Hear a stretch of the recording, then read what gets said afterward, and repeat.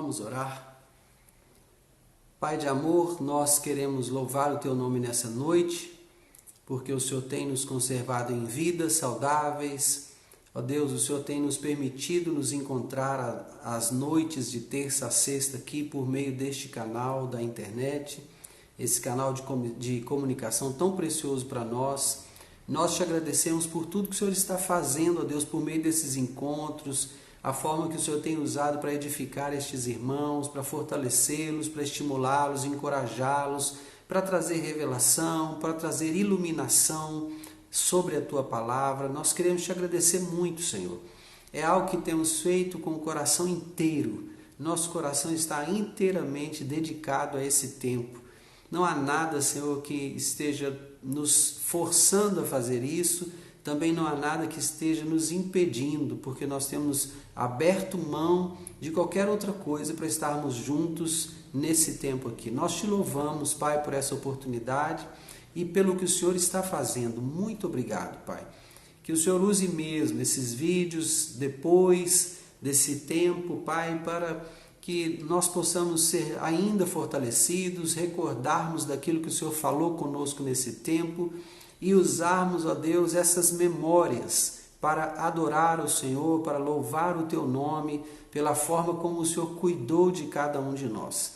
Que isso seja levado diante do Senhor também como um memorial, ó Deus, de que nós desejamos a Tua presença, nós desejamos nos alimentar da Tua palavra, nós desejamos mais do Senhor. Pai, no nome de Jesus, que essa noite não seja diferente, que o Senhor faça algo especial em nós, por meio da Tua palavra nessa noite. Que, ó Deus, que a Tua palavra, Deus, como um alimento, ela traga uma nutrição perfeita para o nosso corpo espiritual. E nós sejamos fortalecidos no Senhor e na força do Teu poder, em nome de Jesus. Amém. Amém. Glória a Deus. Amados, Gálatas 6, esse texto hoje é maravilhoso, Gálatas 6. Ei, Doralice, boa noite, paz, seja bem-vinda, viu, querido? Senhor te abençoe nesse tempo conosco aqui.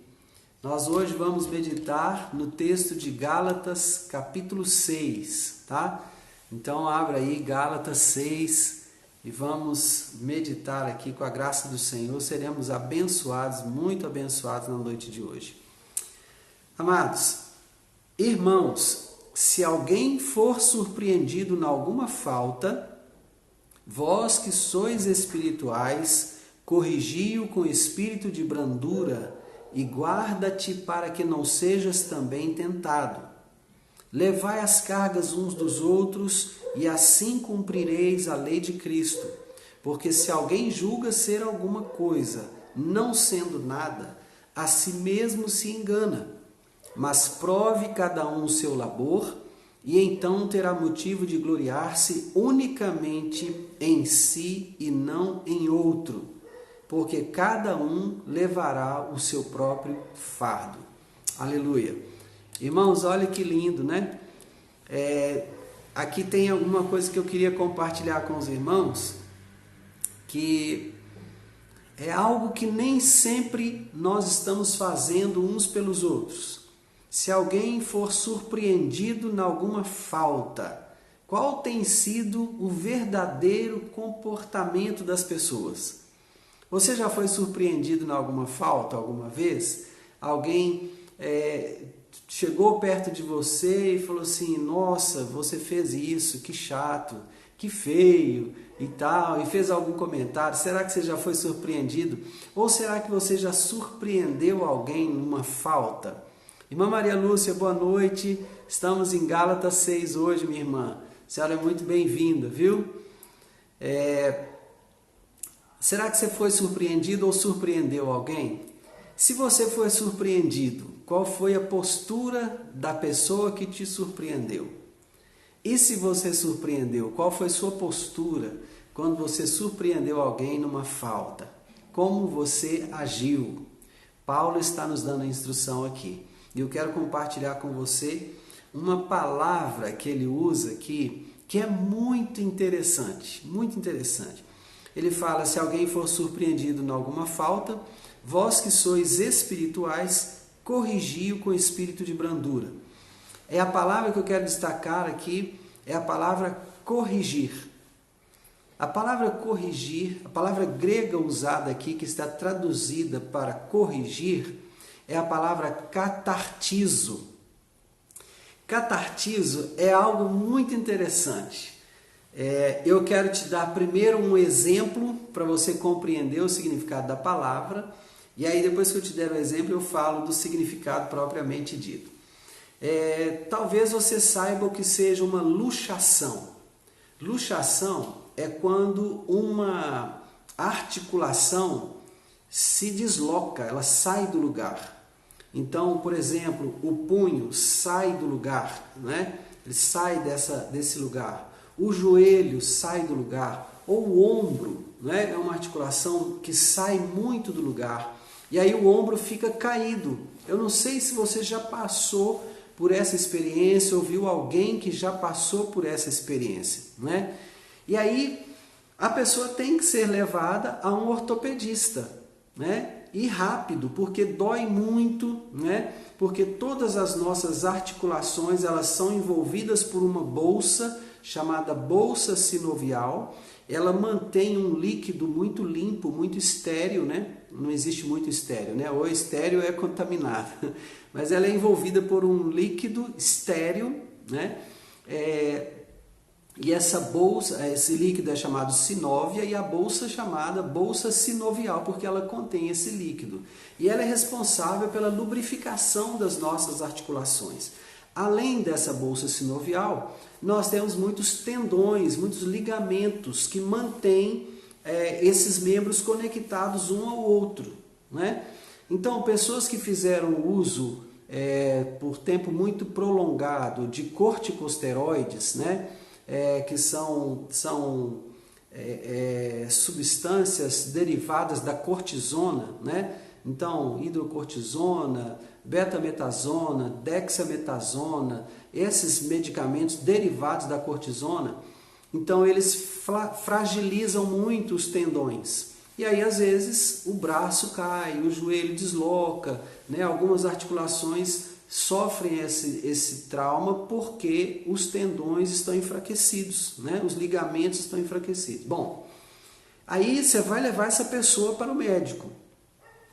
Se o médico virar para o paciente e falar assim, se volta para o paciente e falar assim, olha, seu braço na verdade saiu do lugar, nós vamos colocar no lugar, vai doer, né? Vai doer muito, então aguenta as pontas aí que eu vou fazer uma manobra aqui e tal, e a gente vai colocar o braço no lugar. O paciente não vai deixar. Essa é a realidade. O médico já preveniu, vai doer. Antecipadamente, ainda que ele não esteja sentindo muita dor, ele já potencializa toda a sensação de dor. Então, o que geralmente o ortopedista faz? Ele fala assim, olha, eu vou examinar aqui, nós vamos ver o que aconteceu, viu? Eu tenho que ver o que aconteceu aqui nessa região. Então, eu vou examinar e tal. Então, ele põe a mão aqui e tal. Ele se certifica que realmente houve a luxação. Geralmente, ele já vê e identifica a luxação. Então, quando ele fala que vai examinar, ele pega o braço na região aqui do cotovelo e fala, solta o braço, deixa o braço que eu tenho que examinar. E não avisa. E ele faz esse movimento, ó, ele levanta o braço, aí a cabeça do braço aqui, do antebraço, cai dentro da articulação, então ela faz esse movimento e ela se encaixa de novo. Pronto, está feita a manobra, o paciente já não vai sentir mais dor, mas ele dá um berro, porque essa manobra dói. Então, catartizo é isso, é voltar, devolver ao lugar. É essa manobra que devolve o membro ao seu lugar. Olha o que Paulo está falando. Olha o que ele está nos ensinando aqui. Que coisa maravilhosa, né? É doloroso, gente. É doloroso. A manobra é dolorosa.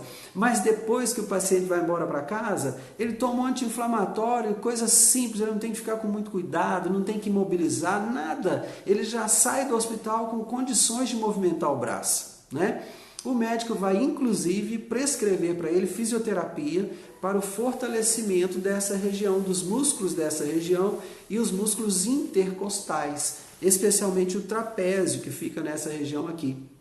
Ele fortalecendo essa musculatura, então o braço não vai sair do lugar outra vez muito facilmente, tá? Só que a palavra catartizo aqui, ela é utilizada para o caso de encontrarmos algum irmão em alguma falta. E aí as pessoas tomam essa palavra aqui, corrigiu, como desce a chibata, desce o chicote. E não é assim, irmãos, não é assim. Nós não podemos corrigir um irmão numa falta, não é? Trazendo dor para esse irmão. Não é assim. Vai ser dolorido já para ele o ato dele voltar, não é? Porque vai trazer constrangimento, ele já ficou exposto por ter saído da rota, ter saído do lugar, ter tomado uma posição ou uma atitude de se deslocar do corpo, se desmembrar do corpo. Isso é doloroso e quando vai voltar vai doer de novo, porque vai ficar exposto outra vez. Então, corrigir com espírito de brandura é fazer esse ato de devolvê-lo ao seu lugar, reconduzi-lo ao seu lugar. Por isso, Paulo diz quem pode fazer isso. Não é qualquer irmão que pode se aproximar do outro e fazer catartizo. Não é. Ele fala que para fazer isso tem que ser espiritual. E o que significa isso, ser espiritual? Ser espiritual é aquilo que o próprio Paulo nos falou no capítulo anterior, no capítulo 5. Né? Ser espiritual é aquele que tem um relacionamento com o Espírito de Deus. O espiritual é aquele que anda no Espírito. Né? Então ele fala, vós que sois espirituais. Por quê, gente? Porque um crente carnal, ele vai lançar condenação sobre o outro. A falha que o outro cometeu vai ganhar proporções muito maiores do que aquelas que ela realmente tem. Não é? Então, nós não podemos tratar o irmão com aspereza, com dureza, porque ele foi pego, surpreendido numa falta, qualquer que seja a falta. Porque Paulo não apenas recomenda que os espirituais façam isso, mas ele recomenda que seja feito com espírito de brandura, reconduzindo esse irmão de volta ao lugar dele, e ainda diz o seguinte, guarda-te para que não sejas também tentado. Ou seja, ponha-se no seu lugar, ser humano. Você pode cair na mesma situação em que este irmão caiu. Então tenha o cuidado de se guardar, tenha o cuidado de não acusar, tenha o cuidado de não agir com violência, com aspereza com esse irmão. Antes seja amável, seja cuidadoso, né? Não provoque mais dor além daquela que ele já está sofrendo, não é? Amém? Não é lindo isso, irmão? Isso é maravilhoso. Quando a gente aprende essas coisas assim, na hora de lidar com as pessoas, a gente muda o comportamento, né?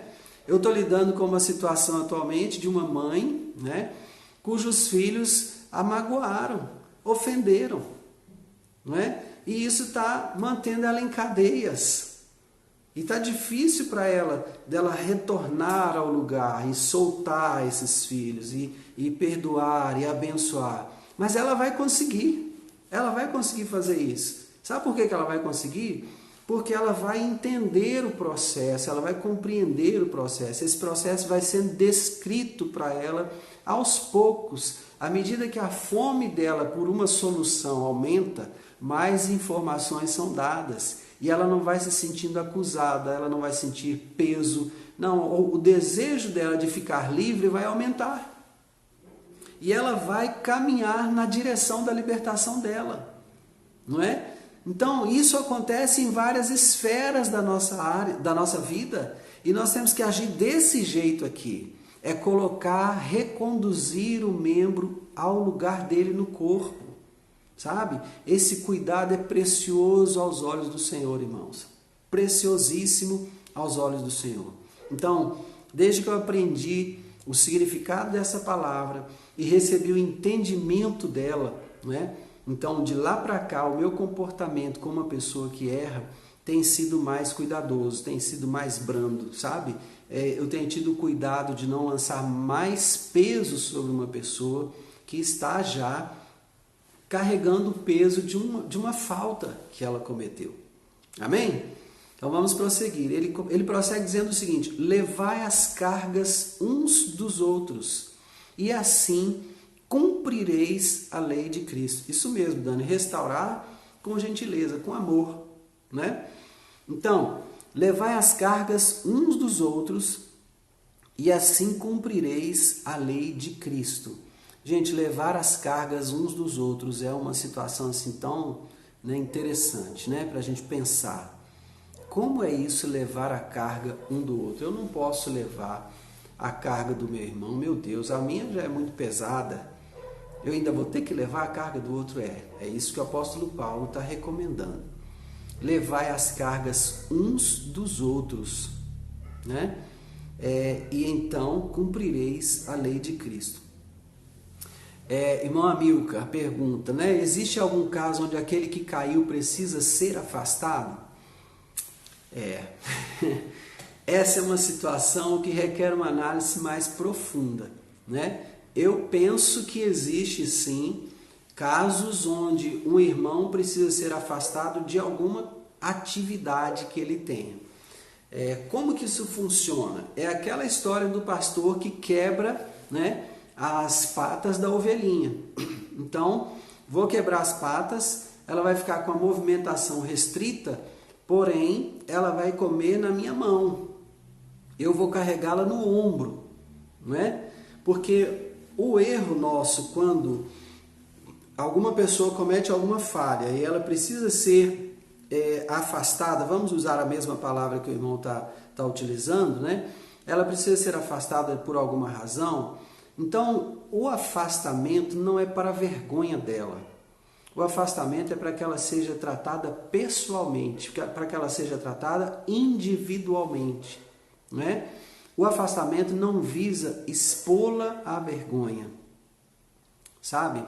Então, nós precisamos tratar uns aos outros sempre com honra e cada vez mais honra, sabe? Porque o tratamento honroso é também uma semeadura, né? E a Bíblia diz: de Deus não se zomba, tudo aquilo que o homem semear, isso também ceifará. Então eu posso sim afastar alguma pessoa, dependendo de uma situação, mas eu farei isso de uma forma tão cuidadosa que as pessoas, ao invés de terem ou tomarem conhecimento que aquele irmão errou, o que nem sempre é necessário, né?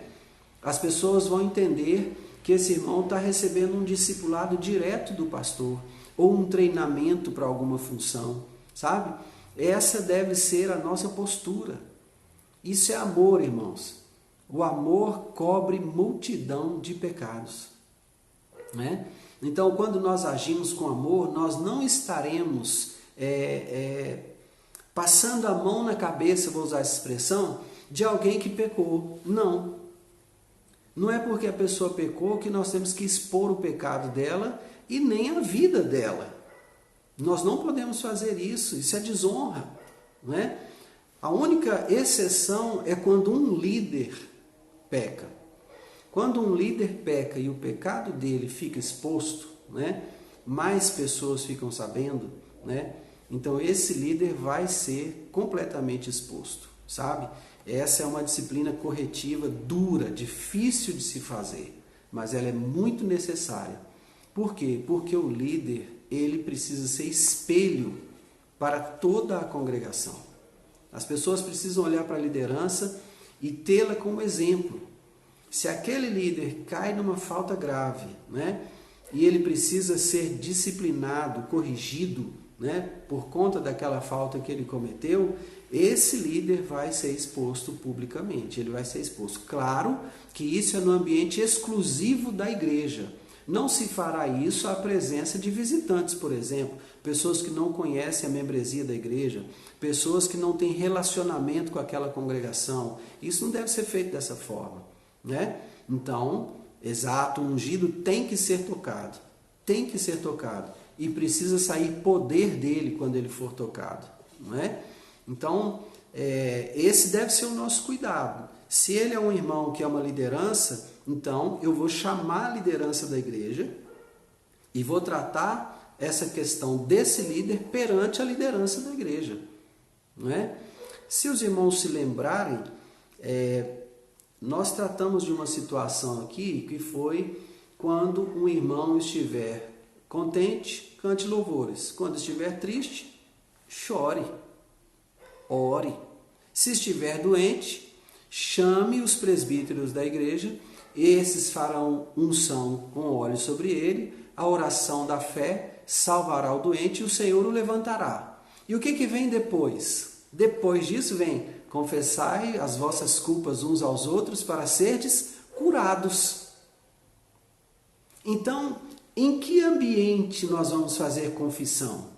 No ambiente onde estão os presbíteros. E quem são os presbíteros? Os presbíteros são a liderança madura da igreja. Não é? Então é nesse ambiente que a gente vai fazer confissão. É nesse ambiente que a gente vai expor o pecado. É nesse ambiente que a gente vai prover o discipulado mais próximo de um irmão que falhou, que cometeu uma falta. Não é? Então esse é o cuidado, viu, irmãos? Esse deve ser o cuidado que nós devemos ter. Não é propósito de Deus ficar expondo pessoas, não é, em situações porque as pessoas pecaram. Eu, pelo menos, não entendo assim. Né? Não entendo assim. Eu entendo que nós temos que tratar como Jesus. Eu acho muito interessante, por exemplo, quando a mulher foi pega em flagrante adultério e a trouxeram a Jesus para ser apedrejada. E disseram para Jesus como se ele não conhecesse a lei: mestre, essa mulher foi pega em flagrante adultério. Presta atenção nos detalhes. Flagrante adultério. E a lei diz que ela deve ser apedrejada. O que diz o senhor? O que o senhor tem a dizer sobre isso? Só que eles omitiram, na conduta deles, na postura deles, eles omitiram parte daquilo que eles deviam ter feito. Ou seja, ela não foi pega em flagrante adultério? Então o homem que estava em adultério com ela estava junto. Se foi flagrante, os dois estavam juntos. Por que trouxeram só ela? Possivelmente esse homem tinha alguma influência na cidade, talvez tivesse uma força política, talvez tivesse uma influência na sinagoga, quem sabe até ofertado para a construção da sinagoga. Por alguma razão quiseram proteger esse homem. E aí Jesus vai na direção da acusação deles. Por quê? Os dois tinham que ser apedrejados até a morte, não é? Só que existe uma prerrogativa da lei, que é o seguinte: para que você apedreje alguém por um pecado, você não pode estar na mesma falta que aquela pessoa. Ou seja, quando você comete uma falta e acusa outra pessoa da mesma falta, você já está sem autoridade neste caso. Então o que acontece? Jesus lança em rosto deles o pecado que eles cometeram. E aí ele fala: aquele que não tiver cometido pecado, atire a primeira pedra. Mas a tradução correta desse texto teria sido: aquele que não tiver cometido esse mesmo pecado, atire a primeira pedra. E aí o que o texto diz, irmãos? A começar dos mais velhos, foram saídos um por um. E só ficou aquele que podia apedrejar a mulher, que era Jesus. Os outros todos foram embora. Então Jesus pergunta para ela: mulher, onde estão os teus acusadores? Não ficou ninguém? Ela falou: não, Senhor. Aí ele fala: nem eu te condeno. Vá e não peques mais. Então a atitude de Jesus é sempre de restaurar. A atitude de Jesus é de trazer para essa postura de religar ao corpo, de reconduzir ao lugar correto, de trazer de volta para o alinhamento do Espírito, de trazer de volta para o caminho. Essa é a postura de Jesus. A postura de Jesus não é para condenação. Ele fala a ele mesmo que ele não vai esmagar a cana quebrada né? E nem apagar a torceira que fumega. Então não é essa a atitude de Jesus. O irmão está lá, já falhou, ele está ferido porque falhou, afinal de contas ele é servo de Deus. Gente, ele também tem o Espírito de Deus dentro dele. Ele já tem sido chamado de volta pelo Espírito Santo. Se o próprio Deus já quer a restauração dele, quer que ele se arrependa, né? E Jesus deixa isso muito claro para nós, que Deus não quer que nenhum se perca, senão que todos venham ao arrependimento. A palavra de Deus já deixa isso claro para nós. Por que eu vou agir de forma contrária à palavra? Não justifica a minha atitude nessa direção. Amém?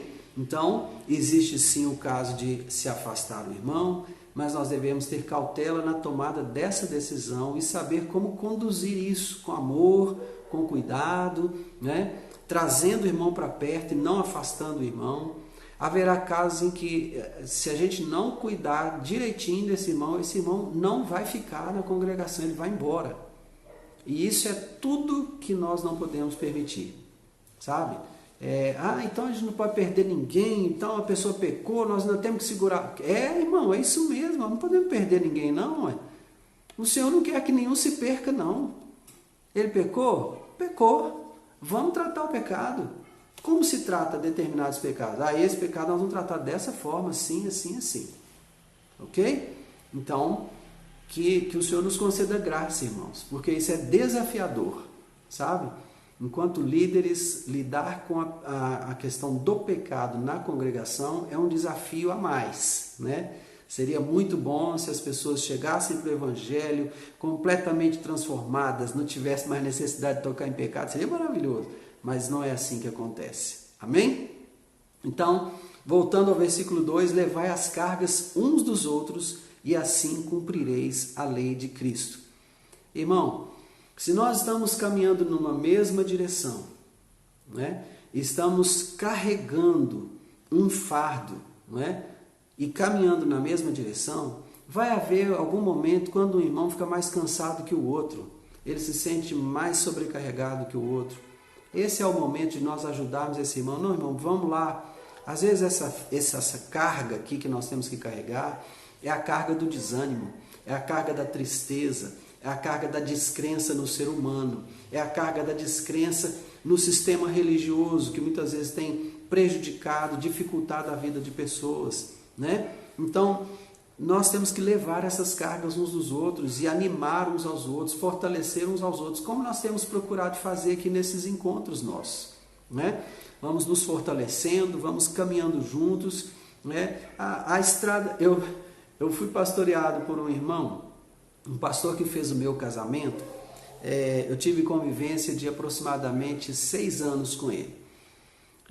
Pastor Zezinho, né? José Rego do Nascimento Júnior. O pai dele foi também o pai do início do avivamento aqui no nosso estado, né? E daqui se espalhou pelo Brasil, foi uma coisa muito linda na década de 60. E caminhando com ele, uma pregação, ele usou um termo assim: irmãos, o caminho é estreito, tem ovelhas que são mais gordas que as outras, não dá para a gente andar um do lado do outro, porque senão vai empurrar. Então tem paciência, irmão. Vamos enfileiradinho, um atrás do outro, no caminho estreito. Não empurra não, porque a ovelha depois que cai é difícil para levantar. Ela não consegue levantar sozinha. E isso é verdade. É verdade no mundo animal. E é verdade também no mundo espiritual. O bichinho, ovelha, se cair, não consegue se levantar sozinho mesmo, né? Então precisa do pastor ir lá, daí vem o cajado, né? Ou ele mesmo vai pessoalmente e levanta aquela ovelha, sabe? É difícil para a ovelha se levantar. E no mundo espiritual é igual, sabe? Algumas ovelhas quando caem, nós como pastores, como líderes, temos que nos aproximar, abraçar e levantar e ajudar a voltar para o caminho, né? É engraçado, né, Kézia? Mas foi esse o comentário dele. Gente, o caminho é estreito e apertado, ainda tem ovelha que fica empurrando a gente. Então, facilita a minha vida aí, facilita a minha caminhada aí, gente. Né? Mas o nosso papel é esse, sabe? Abraçar a ovelha, colocá-la de pé e dizer: vamos caminhando, vamos em frente, é por aqui, vai dar certo, Deus vai abençoar. Versículo 3. Porque se alguém julga ser alguma coisa não sendo nada, a si mesmo se engana. Sem comentários, né, irmão? Nem precisa, né? Mas prove cada um o seu labor, e então terá motivo de gloriar-se unicamente em si e não no outro, porque cada um levará o seu próprio fardo. Olha que interessante, tá vendo? Nós devemos levar as cargas uns dos outros, mas cada um levará o seu próprio fardo.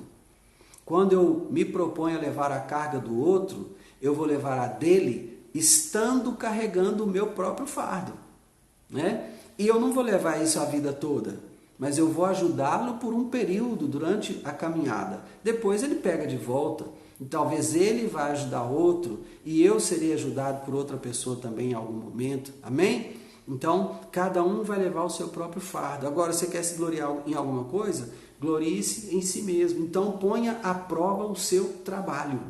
O que você tem feito? Não é? Aí sim você pode se gloriar de alguma coisa aí. Mesmo assim, o que você tem feito na dependência de Deus, é Deus capacitando. No final, a glória é sempre de Deus. Nós não temos que nos gloriar de nada, senão na cruz de Cristo. Amém? Empurrão não, né, Kézia? Empurra não. Mas aquele que está sendo instruído na palavra, faça participante de todas as coisas boas aquele que o instrui. Olha, irmão, você tem pastor, né?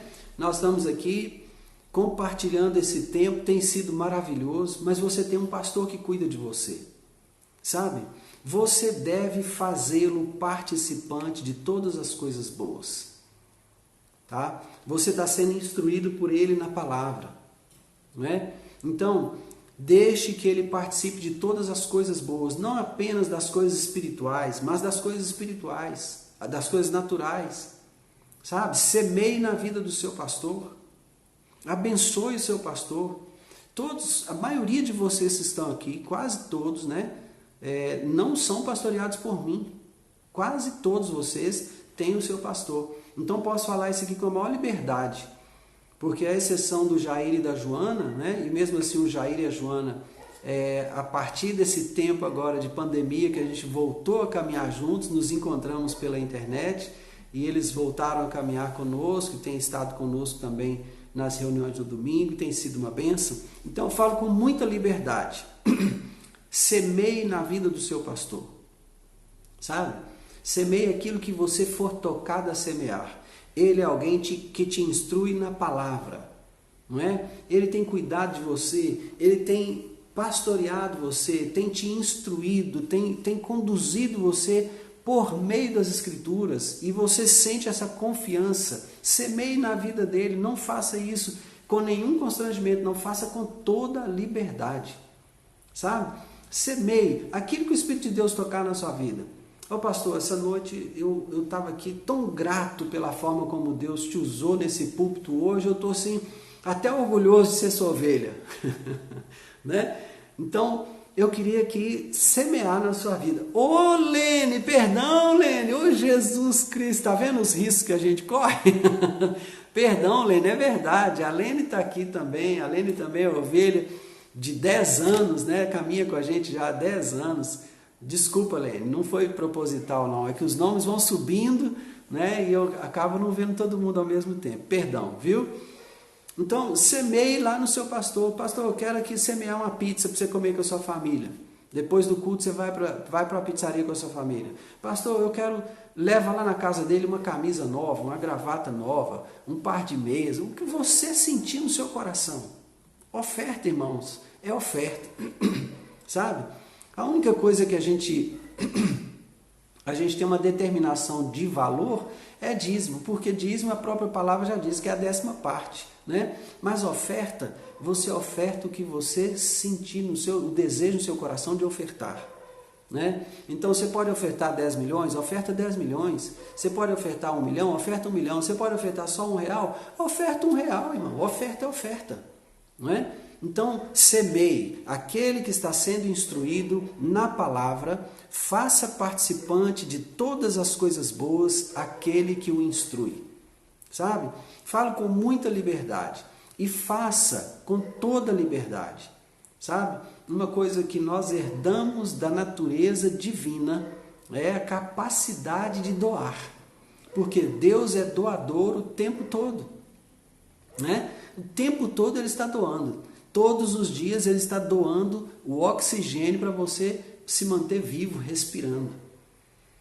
Todos os dias as suas células são nutridas, porque Ele está provendo condições a você de ter as suas células nutridas, não é?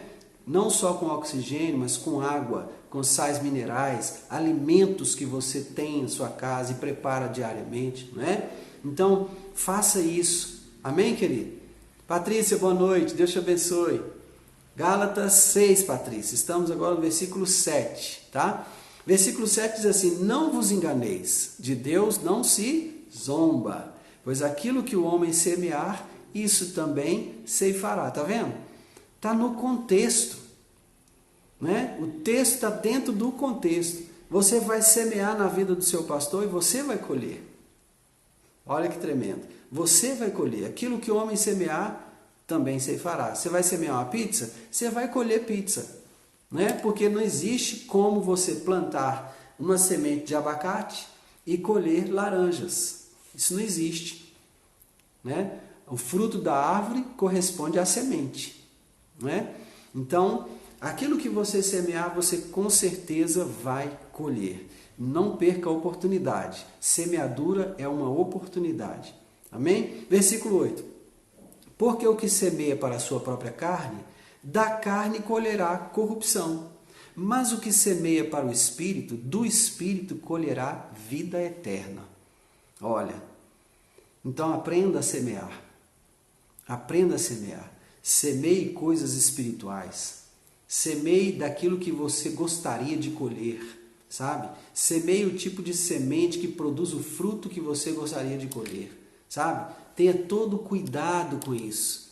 Em nome de Jesus, né? Já que você vai semear, então tenha esse cuidado de semear o fruto que você gostaria de comer, tá bom?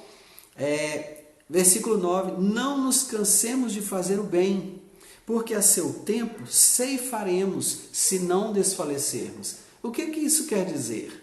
Ora, quer dizer que uma semeadura, depois da semeadura, vem ainda um tempo de cuidado com aquela semente que foi colocada ali, sabe? Você não colhe exatamente, imediatamente depois de colher, não. Leva um tempo.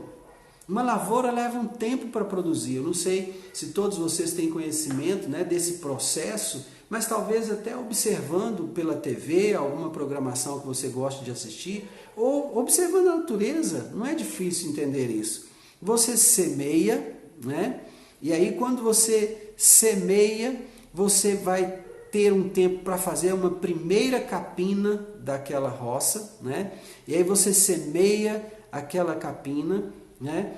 E aliás, você faz a primeira capina, então a planta germina, dá suas primeiras folhas, aí vem uma segunda capina, não é? E aí você vai orando para que haja chuva suficiente para aquela semente produzir com saúde. Então aquele produto vai crescer, vamos supor que seja um milho, por exemplo, né? Aquele produto vai crescer e você semeia 3 sementes de milho numa covinha. Essa covinha produz 3 espigas, cada uma com 450 grãos. Oh meu Deus, isso é demais, irmãos. É muita coisa, sabe? Então, a semeadura é muito inferior à colheita, mas ela requer os seus cuidados. Então, não tenha pressa, né? Não nos cansemos de fazer o bem. Cuide da semente, porque a seu tempo ceifaremos, se não desfalecermos. É trabalhoso o processo, né? Às vezes é demorado, às vezes é lento, mas é certo que você colherá. É isso que o apóstolo Paulo está dizendo. É isso mesmo, né, Patrícia? Estou lendo aqui que você abriu a porta para um condômino que estava cheio de compras na mão, né? E aí quando você voltou, você estava cheio de coisas na mão e ele abriu a porta para você. A coisa aconteceu rápido, né? Deus é bom, isso mesmo, né? Enfim, versículo 10, por isso, enquanto tivermos oportunidade, façamos o bem a todos, mas principalmente aos da família da fé. Olha, faça o bem a todos. mas principalmente aos da família da fé. Irmãos, eu tenho uma postura comigo que eu conservo pela vida toda. Qual é essa postura? Se nós temos na igreja, na congregação, um mecânico, meu carro vai ser consertado pelo mecânico da congregação. Eu vou levar meu carro lá. Se nós temos na congregação um cabeleireiro, eu vou cortar o cabelo lá no salão daquele irmão. Se nós temos na congregação o dono de um restaurante, quando eu for sair com a minha família para um restaurante, eu vou para aquele restaurante. Por quê, irmãos? Porque eu vou fazer o bem a todos, mas principalmente aos da família da fé. Entenda isso. Eu vou buscar com todas as forças abençoar o meu povo, abençoar meus irmãos. Sabe, eu carrego isso pela vida toda, sabe? Sempre agi assim, sempre pensei dessa forma. Por que eu vou sair abençoando uma porção de gente aí, se na congregação tem quem preste o mesmo serviço? Pastor, e se o serviço for ruim, vamos ajudar o irmão a melhorar? Vamos fazer críticas ao trabalho dele, críticas construtivas. Vamos dar a ele a oportunidade de crescer. Vamos dar a ele a oportunidade de aprender, não é? Se ele não é um bom mecânico, não é? Ele pelo menos com certeza não vai colocar seu carro em risco. Você é membro da igreja. Ele vai falar assim, irmão, essa área que eu não entendo, então talvez fosse melhor você levar para um outro mecânico. Aí você pode falar assim, mas você não gostaria de aprender? Você não entende, mas não gostaria de aprender? Não, eu gostaria, não é? Mas sabe, não tem muito como aprender e tal. Então vamos lá no outro mecânico, você leva o carro lá, nós vamos juntos, levamos o carro, aí você fica lá e participa do trabalho, aprende com ele. Então nós devemos encorajar, sabe, irmãos? Muitas vezes o cristão, ele não tem esse cuidado de amar, né, aqui dentro da família, de dedicar esse amor dentro da família, sabe? E aí, porque nós não dedicamos esse amor dentro da família, ao invés da gente ajudar o irmão a crescer na profissão dele, nós vamos criticá-lo, vamos falar que ele é mau mecânico. Ih, esse irmão não leva carro para ele não. Que isso, irmão? Leva sim. Leva sim. Ele precisa aprender. Ele tem que trabalhar melhor. Então, dê a ele a oportunidade de aprender no seu carro. Quantos você não sabe que aprenderam antes de você ser dono desse carro? Se você não comprou esse carro 0 km, né? Alguém já aprendeu alguma coisa nele. Amém? Então ame a congregação, ame os irmãos, invista nos irmãos. Tem profissionais ali, ó. Aqui, por exemplo, agora eu já sei que na congregação a gente tem uma papelaria personalizada. Eu nem sei se algum dia eu vou precisar disso, mas se eu precisar, eu vou recorrer a Joana. É ela que vai fazer.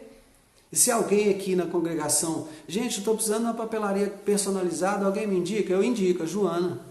Pode procurar a Joana. Ah, mas a Joana está iniciando agora. Deus deu a ela a mente de Cristo, ela é criativa. Pode ter certeza que a criatividade do servo de Deus é muito maior que a criatividade de qualquer ímpio. Pode ter certeza disso, porque o servo de Deus tem a mente de Cristo. Então essa capacidade de trazer à existência coisas que não existem está dentro de nós.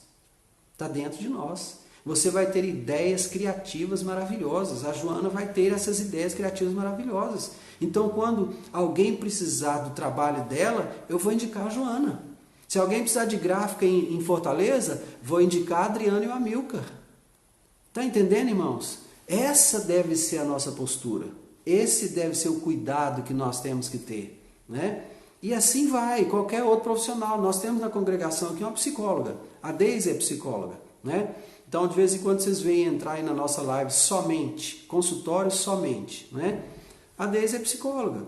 Quando alguém precisa de tratamento terapêutico, de uma terapia com psicólogo, eu recomendo a Deise, né?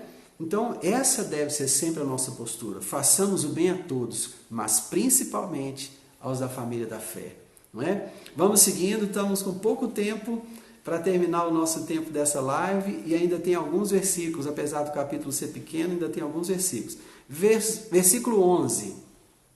Vede com que grandes letras vos escrevi de meu próprio punho. todos os que querem ostentar-se na carne, esses vos constrangem a vos circuncidardes, somente para não serem perseguidos por causa da cruz de Cristo. Olha, ele tá aqui com uma situação grave, hein? A situação aqui é grave. Ele está batendo forte na questão das pessoas que querem levar o gentio à escravidão do pacto da circuncisão, que é um pacto que já não é mais necessário desde a cruz, né? Então, verdade, Adriano, às vezes precisamos voltar a esse princípio, valorizar as pessoas, especialmente os nossos, né?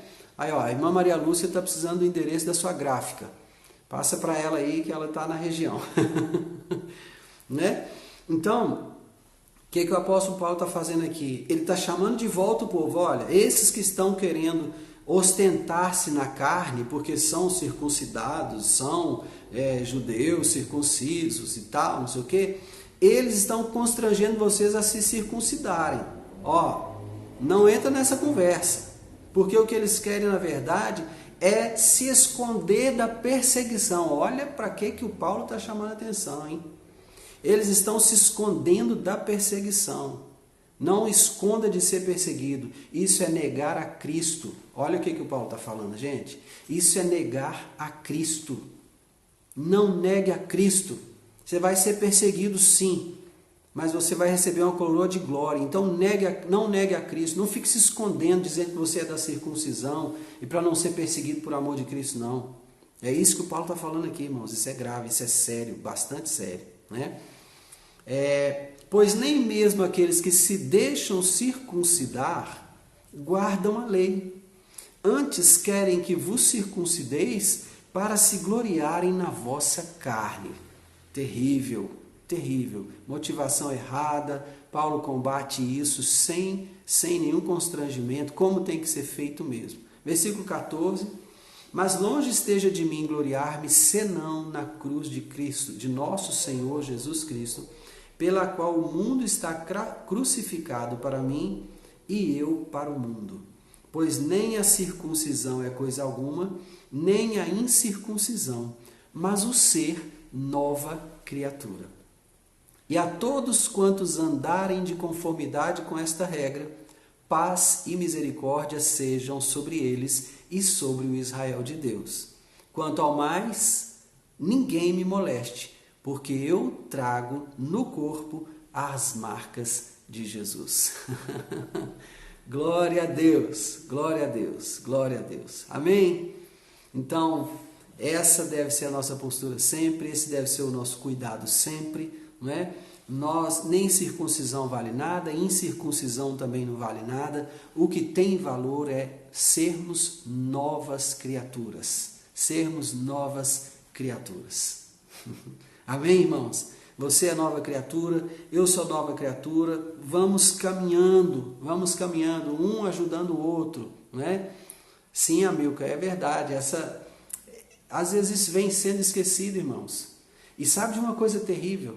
Com o governo anterior e o partido que estava no governo, ele estimulou muito a guerra entre as pessoas. Ele estimulou muito a desavença, a competição. E, de certa forma, a igreja foi entrando nisso, irmãos.